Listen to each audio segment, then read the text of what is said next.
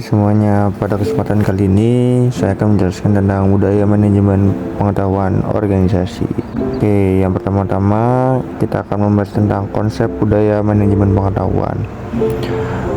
Budaya sebagai kompleksitas asumsi tingkah laku, cerita, mitos, metafora, dan sebagai ide lain menjadi satu untuk menentukan apa arti menjadi anggota masyarakat tertentu. Menurut Stoner et al., budaya adalah pola semua suasana, material, atau semua perilaku yang sudah diadopsi masyarakat sebagai cara tradisional sebagai pemecah masalah anggotanya. Menurut Mel John pada tahun 2003. Sudut pandang budaya. Budaya merupakan produk konteks pasar di tempat organisasi beroperasi, peraturan yang menekan, dan sebagainya. Budaya merupakan produk struktur dan fungsi yang ada dalam organisasi. Misal organisasi yang tersentralisasi berbeda dengan organisasi yang terdesentralisasi. Budaya merupakan produk sikap orang dalam pekerjaan mereka. Hal ini berarti produk perjanjian psikologi antara individu dan organisasi. Kemudian pada slide selanjutnya, manajemen mencakup 5 hal. Yang pertama, mengkoordinasikan sumber daya manusia, material, dan keuangan ke arah tercapainya tujuan organisasi yang efektif dan efisien. Yang kedua, menghubungkan organisasi dengan lingkungan luar dan menghadapi kebutuhan masyarakat. Yang ketiga, mengembangkan iklim organisasi di mana orang dapat mengejar sasaran perorangan dan sasaran bersama. Yang keempat, melaksanakan fungsi tertentu yang dapat diterapkan, seperti menentukan sasaran, merencanakan, merakit sumber daya, mengorganisir, melaksanakan, dan mengawasi. Yang kelima, melaksanakan berbagai peran antar pribadi yang informasional dan memutuskan. Kemudian selanjutnya, pengetahuan.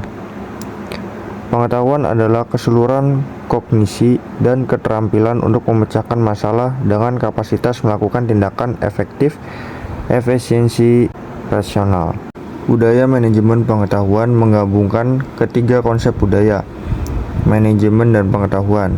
Secara konseptual, budaya manajemen pengetahuan bertolak dari anggapan dasar. Menurut Hofstede dalam Draha pada tahun 2005 berpendapat, yang pertama, budaya adalah kolektif mental program. Jadi budaya dapat diprogramkan atau manajemen berbasiskan pengetahuan. Yang kedua, nilai bisa berubah dan budaya bisa berubah atau diubah. Sudah tentu, sebagai proses budaya, manajemen pengetahuan meliputi fungsi dan kegiatan proses budaya. Kemudian slide selanjutnya, di sini ada daftar pertanyaan yang bisa diajukan. Nah, di sini ada 20 pertanyaan. Yang pertama, apa saja yang dilakukan untuk maju dalam perusahaan ini? Yang kedua, tipe orang macam apa yang berhasil di sini? Yang ketiga, apa yang dilakukan untuk mengorbankan semangat kerja di sini? Yang keempat, tipe orang macam apa yang berprestasi buruk di sini? Yang kelima, peristiwa apa yang paling penting dalam sejarah perusahaan ini? Yang keenam, kisah apa yang disampaikan mengenai peristiwa tersebut? Siapa yang menyampaikannya? Dalam situasi apa kisah disampaikan? Dan apa dampaknya terhadap perilaku? Yang ketujuh, jikalau orang berhasil di sini, strategi apa yang mereka gunakan? 8. Apabila orang mengalami kesulitan di sini, tindakan khusus apa yang mereka ambil? 9. Mengapa orang meninggalkan perusahaan ini? 10. Dalam hal apa perusahaan mengalami perubahan pada tahun belakangan ini dan apakah tetap sama? 11. Apakah kekuatan utama perusahaan ini? 12. Apakah kelemahan utama perusahaan ini?